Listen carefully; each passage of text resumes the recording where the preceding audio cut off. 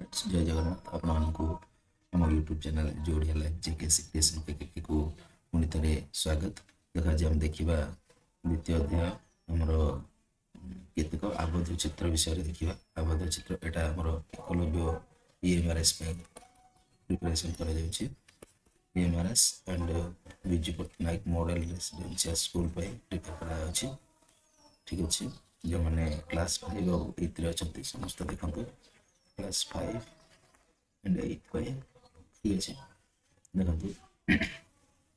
ये त्रिभुजर तीन कोण 3टी शीर्ष और 3टा बिंदु था गोटे त्रिभुज अच्छी है गोटे त्रिभुजर 3टा कोण 3टा शीर्ष एंड 3टा बाहु 1 2 3टा बाहु थाए है त्रिभुजर 3 कोणर समष्टि समस्त जाने 180 डिग्री 3टा जगह कोण मिसेला 180 डिग्री गोटे त्रिभुजर अति बेसी गोटे स्थूल कोण रही पार अति बेसी गोटे त्रिभुज अच्छी अति बेसी गोटे स्थूल कोण रही पार अति बेसी अति कम भी गोटा है गोटे त्रिभुजर अति बेसी गोटे समकोण रही पार अति बेसी गोटे समकोण रही पार सॉरी सीधा है समकोण गोटे रही पार 90 डिग्री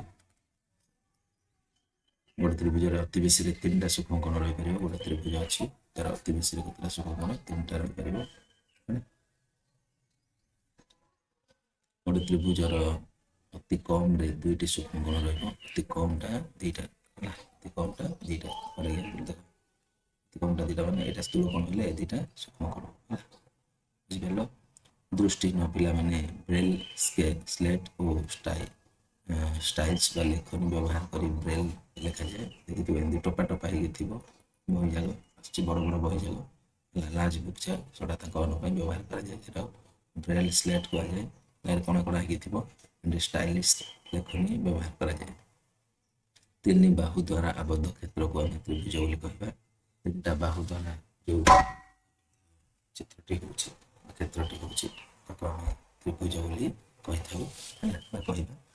त्रिभुजर एटा गोटे आबद्ध चित्र एटा गोटे आबद्ध चित्र है त्रिभुजर 3 बाहु 3टा कोण 3टा शीर्ष थाए एटा आगु मु कहि सारछि देन जीवा नेक्स्ट 4 बाहु द्वारा आबद्ध क्षेत्र को आम चतुर्भुज कहवा 4 बाहु द्वारा आबद्ध चित्र को आम चतुर्भुज बोली कहवा चतुर्भुजर 4टा बाहु है 4टा शीर्ष 4टा कोण थाए 4टा कोण थाए आ सबु जार कोणर माने सबु जगह कोण 90 डिग्री लेखे ही पारे न ही पारे मध्य किंतु सब कोणर परिमाण मिसेला टोटल मिसेला 360 डिग्री हम बाहु को आधार कर त्रिभुज 3 प्रकार से गुड़ी गला समबाहु त्रिभुज है समद्विबाहु त्रिभुज विषमबाहु त्रिभुज है समबाहु टाइम आसो समद्विबाहु एमती आसो समान विषमबाहु बोले एमती अभाव समान है सेमती कोण दृष्टि त्रिभुज 3 प्रकार स्थूल कोणी सूक्ष्म कोणी समकोणी है यहाँ समकोण यहाँ स्थूल कोण यहाँ सूक्ष्म कोण है सूक्ष्म कोण समकोण स्थूल कोण ठीक अच्छे एमती कर बुझिपार नेक्स्ट देखा जो त्रिभुजर 3टा बाहुर दैर्घ्य परस्पर सामान ताकू समबाहु 3टा जगह बाहु सामान 1 2 3 3टा जगह सामान तेणुकर यहाँ समबाहु है समबाहु 3टा जगह बाहुर दैर्घ्य सामान है कोण सामान देन समद्विबाहु कौन ना 2टा बाहु सामान और 2टा कोण सामान तार विपरीत कोण आर ए बाहु सामान हेले ए बाहु सामान हेले आर विपरीत कोण एटा आर विपरीत कोण एटा सामान रही है ना 65 कर बाकीटा जहाँ यहाँ कर बुझला नेक्स्ट जी विषम बाहु कौन बाहु सामान ना कौन बाहु सामान न विषम बाहु जो त्रिभुजर प्रत्येक कोण सूक्ष्म कोण ताको सूक्ष्म कोणी त्रिभुज कहवा सब जगह सूक्ष्म कोण थी एटा सूक्ष्म कोणी त्रिभुज भी कहीपर आम है सब बाहु यहाँ देख को बाहु आमर 90 अधिक ना तो सब जगह सूक्ष्म कोण अच्छे तेणुक यहाँ को सूक्ष्म कोणी त्रिभुज कहीपर जो त्रिभुजर गोटे कोण समकोण थाए जो त्रिभुजर गोटे कोण समकोण थाए यहाँ समकोण 90 डिग्री ता माने यहाँ समकोणी त्रिभुज देन जो त्रिभुजर गोटे कोण स्थूल कोण थाए स्थूल कोणी त्रिभुज ସ୍ଥୂଳକୋଣୀ ମାନେ ଏମିତି ଥିବ, ଏଇଟା ସ୍ଥୂଳକୋଣୀ, ଏମିତି କର ଟିକେ ହେଲା, ସ୍ଥୂଳକୋଣୀ ତ୍ରିଭୁଜ ଏଇଟା ହେଲା। ଦେନ୍ ଆସିବା ସ୍ଥୂଳକୋଣୀ ତ୍ରିଭୁଜରେ ଦୁଇଟି ସୂକ୍ଷ୍ମକୋଣ ଥାଏ, ଏଇଟା ସ୍ଥୂଳକୋଣୀ ତ୍ରିଭୁଜ, ଏଇଟା ଦୁଇଟା ସୂକ୍ଷ୍ମକୋଣ, ଏଇଟା ଗୋଟେ ଏଇଟା ଗୋଟେ, ଏଇଟା ସ୍ଥୂଳକୋଣୀ ତ୍ରିଭୁଜ। ଠିକ ଅଛି। ସମକୋଣୀ ତ୍ରିଭୁଜର ଅତି ବେଶୀରେ ଦୁଇଟା ସୂକ୍ଷ୍ମକୋଣ, ଏଇଟା ସମକୋଣୀଟା ଦୁଇଟା ସୂକ୍ଷ୍ମକୋଣ, ଏଇଟା ଗୋଟେ ସୂକ୍ଷ୍ମକୋଣ। ଠିକ ଅଛି, ବୁଝିଗଲା। ବର୍ତ୍ତମାନ ଯିବା ପ୍ରଶ୍ନର ଉତ୍ତର କରିବା। ପ୍ରଥମ ପ୍ରଶ୍ନ ରହିବ ତ୍ରିଭୁଜର ଦେଖ ତ୍ରିଭୁଜର କେତୋଟି ଶୀର୍ଷ ବିନ୍ଦୁ ଥାଏ? ଗୋଟେ ତ୍ରିଭୁଜ ଅଛି, ତ୍ରିଭୁଜର ଶୀର୍ଷ ବିନ୍ଦୁ କେତେଟା? ଏଇଟା ଗୋଟେ ତ୍ରିଭୁଜ ଶୀର୍ଷ ବିନ୍ଦୁ କେତେଟା? ଗୋଟେ ଦୁଇଟା ତିନିଟା ରହିବ। 2 ନମ୍ବର ଯିବା, ଗୋଟେ ତ୍ରିଭୁଜରେ ଅତି ବେଶୀରେ କେତୋଟି ସ୍ଥୂଳକୋଣ ରହିପାରିବ? ଅତି ବେଶୀରେ ଗୋଟେ ହିଁ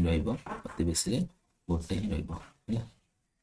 ତାପରେ ଗୋଟେ ତ୍ରିଭୁଜରେ ଅତି ବେଶୀରେ କେତେଟା ସୂକ୍ଷ୍ମକୋଣ ରହିବ? କେତେଟା? 1 2 3ଟା ଅତି ବେଶୀରେ 3ଟା, ସରି ଏଟା ମାତ୍ରାରେ ଏଟା 3ଟା ହବ ହେଲା। ନେକ୍ସଟ ଯିବା 4 ନମ୍ବର, ଗୋଟେ ତ୍ରିଭୁଜରେ ଅତି କମରେ କେତେଟା ସୂକ୍ଷ୍ମକୋଣ ରହିବ? ଅତି କମରେ ସୂକ୍ଷ୍ମକୋଣ କେତେଟା ରହିବ? ଅତି ବେଶୀରେ କେତେଟା ରହିବ? ଅତି କମରେ 2ଟା ରହିବ। ଦେଖ କେମିତି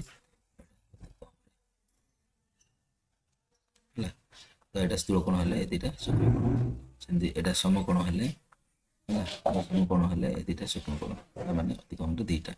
ତାପରେ 5 ନମ୍ବର ଦେଖ, ଯେଉଁ ତ୍ରିଭୁଜର ପ୍ରତ୍ୟେକ କୋଣ ସୂକ୍ଷ୍ମକୋଣ ତାହା କେଉଁ ପ୍ରକାର କୋଣ? ପ୍ରତ୍ୟେକ କୋଣ ଯଦି ସୂକ୍ଷ୍ମକୋଣ ହେଲା ତାହେଲେ ସୂକ୍ଷ୍ମକୋଣୀ ତ୍ରିଭୁଜ।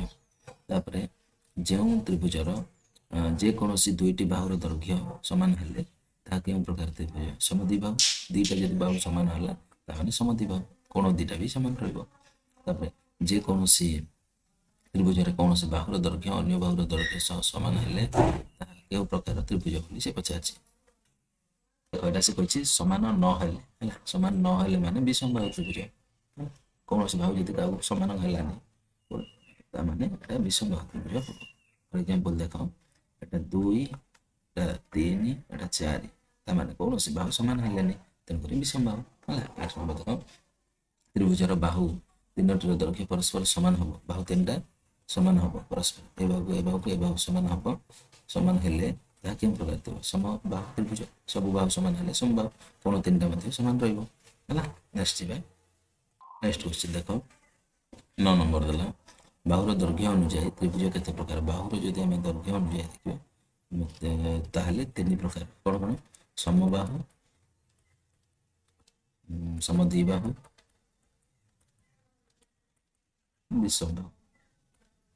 ବିଷମବାହୁ। ଠିକ ଅଛି। ନେକ୍ସଟ ଦେଖିବା 10 ନମ୍ବର, ଯେଉଁ ଚତୁର୍ଭୁଜର ବିପରୀତ ବାହୁଗୁଡ଼ିକର ଦୈର୍ଘ୍ୟ ପରସ୍ପର ସମାନ ଓ ପ୍ରତ୍ୟେକ କୋଣ 90 ଡିଗ୍ରୀ, ତାମାନେ ତାକୁ କଣ କୁହାଯିବ? ହେଲା, କଣ କହିଛି? ବିପରୀତ ବାହୁ କହିଛି କି ନାହିଁ, ତାମାନେ ଏଇଟା କି ଚିତ୍ରଟା? ଆୟତ ଚିତ୍ରଟା, ଏ ବାହୁ ସମାନ, ଏ ବାହୁ ସମାନ, ତାମାନେ ଆୟତ ଚିତ୍ର ହେଲା। ମୋର ଚିତ୍ରଟା ଭଲରେ ହେଲାନି, ଚିତ୍ରଟା ଠିକରେ କରିବ ହେଲା, ଠିକ ଅଛି। ବିପରୀତ ବାହୁ ସମାନ ଆୟତ ଚିତ୍ର। ତାପରେ 11 ନମ୍ବର, ଦୃଷ୍ଟିହୀନ ପିଲାମାନେ କାହା ସାହାଯ୍ୟରେ ଲେଖନ୍ତି? ସ୍ଲେଟ, ଖାତା, ବ୍ରେଲ ଆଉ ଷ୍ଟାଇଲିସ୍ ଆଉ ଡ୍ରଇଂ ଖାତା।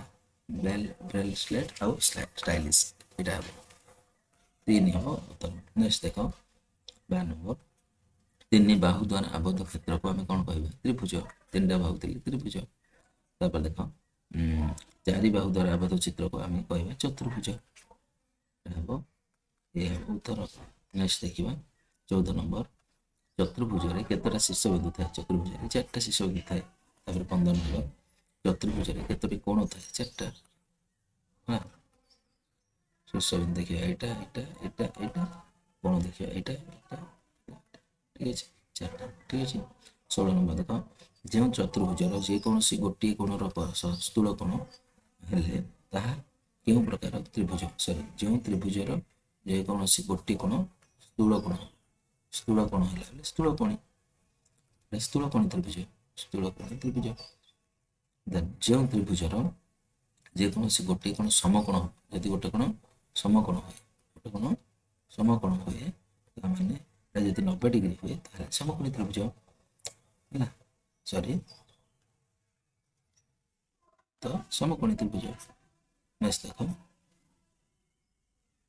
18 ନମ୍ବର ଦେଖ, ଗୋଟେ ତ୍ରିଭୁଜର ଅତି ବେଶୀରେ କେତେଟା ସମକୋଣ ରହିବ? ଅତି ବେଶୀରେ ଗୋଟେ ସମକୋଣ ରହିବ, ଗୋଟେ। ତାପରେ 19 ଗୋଟେ ତ୍ରିଭୁଜର ଅତି କମରେ କେତୋଟି ସମକୋଣ ରହିବ? ଅତି କମରେ ବି ଗୋଟେ ରହିବ। ତାପରେ ଗୋଟେ ତ୍ରିଭୁଜର ଅତି କମରେ କେତେଟା ସ୍ଥୂଳ କୋଣ ରହିବ? ଗୋଟେ। ସ୍ଥୂଳ କୋଣ ଏଠି କରେଇଥିଲି, ଏଇଟା ହେଲା ଗୋଟେ ରହିବ। ବୁଝିଲେ? ନେକ୍ସଟ ଦେଖ 21 କୋଣର ପରିମାଣ ଅନୁଯାୟୀ ତ୍ରିଭୁଜ କେତେ ପ୍ରକାର? କୋଣ ଅନୁଯାୟୀ 3 ପ୍ରକାର। ଗୋଟେ ହେଲା ସୂକ୍ଷ୍ମ କୋଣ, ସୂକ୍ଷ୍ମକୋଣୀ, ସ୍ଥୂଳକୋଣୀ, ଗୋଟେ ସମକୋଣୀ। ବୁଝିପାରୁଛ? ନେକ୍ସଟ ଯିବା 22 ନମ୍ବରକୁ। ଯେଉଁ ଚତୁର୍ଭୁଜର ପ୍ରତ୍ୟେକ ବାହୁର ଦୈର୍ଘ୍ୟ ସମାନ, କୋଣର ପରିମାଣ ମଧ୍ୟ 90 ଡିଗ୍ରୀ ହେଲେ ତାହେଲେ କି ଚିତ୍ର? ସବୁ ବାହୁ ଯଦି ସମାନ ହେଲା ତାମାନେ ଏଇଟା ବର୍ଗ ଚିତ୍ରଟା। ସବୁ କୋଣ ବି ସମାନ, ସବୁ କୋଣ ସମାନ, ସବୁ ବାହୁ ବି ସମାନ, ତାମାନେ ଏଇଟା ବର୍ଗ ଚିତ୍ର। ନେକ୍ସଟ ସମ ଦ୍ୱିବାହୁ ତ୍ରିଭୁଜର ସମାନ ଦୁଇ ବାହୁର ସମ୍ମୁଖୀନ କୋଣ ଦୁଇଟା କ'ଣ ସମାନ ହେବ? ତ ମୁଁ ଆଗରୁ କହିସାରିଛି, ଯଦି ସମ ଦ୍ୱିବାହୁ ତ୍ରିଭୁଜ ହୁଏ, ଏ ବାହୁ ସମାନ ହୁଏ, ତାମାନେ ଆର ବିପରୀତ କୋଣ ଦୁଇଟା ମଧ୍ୟ ସମାନ ହେଲା, ଏ କୋଣ ସମାନ। ଠିକ ଅଛି। ତାପରେ ଦେଖ ସମଦ୍ୱିବାହୁ ତ୍ରିଭୁଜର ସମାନ ଦୁଇ ବାହୁର ସମ୍ମୁଖୀନ କୋଣ ହେଲା, ସମ୍ମୁଖୀନ କୋଣ ଗୁଡ଼ିକ ସମାନ ହେବ। ସମବାହୁ ତ୍ରିଭୁଜର ପ୍ରତ୍ୟେକ କୋଣର ପରିମାଣ କେତେ? ସମବାହୁ ଯଦି ତ୍ରିଭୁଜ ହେଇଥିବ ତାମାନେ ପ୍ରତ୍ୟେକ କୋଣ କେତେ ଲେଖା ହେବ? ଟୋଟାଲ ଯଦି 180 ତାମାନେ 180 ତିନିଟା କୋଣ ଭାଗ ହେବ, 60 ଲେଖା ପଡ଼ିବ ହେଲା। ତାପରେ 25 ଚତୁର୍ଭୁଜର ଚାରି କୋଣର ସମଷ୍ଟି କେତେ? ଏଟା ଚତୁର୍ଭୁଜର ଚାରି କୋଣର ସମଷ୍ଟି ମୁଁ ତମକୁ ଆଗରୁ କହିଛି 360 ଡିଗ୍ରୀ। ଠିକ ଅଛି। ଇଏ ଥିଲା ଆମର 25ଟି କ୍ୱେଶ୍ଚିନ୍। ତ 25ଟି କ୍ୱେଶ୍ଚିନ୍ ଆମେ ଦେଖିଲେ। ଯଦି ଏମିତି ନୂଆ ନୂଆ ଭିଡ଼ିଓ ଦେଖିବାକୁ ଚାହୁଁଛନ୍ତି ତାହେଲେ ଆମ ଚ୍ୟାନେଲକୁ ଲାଇକ୍ କରନ୍ତୁ, ସେୟାର କରନ୍ତୁ। ଯାହାଫଳରେ କି ତମମାନଙ୍କ ପାଇଁ ନୂଆ ନୂଆ ଭିଡ଼ିଓ ଭେଟିବାକୁ ରହୁଛି। ଜୟ ଜଗନ୍ନାଥ।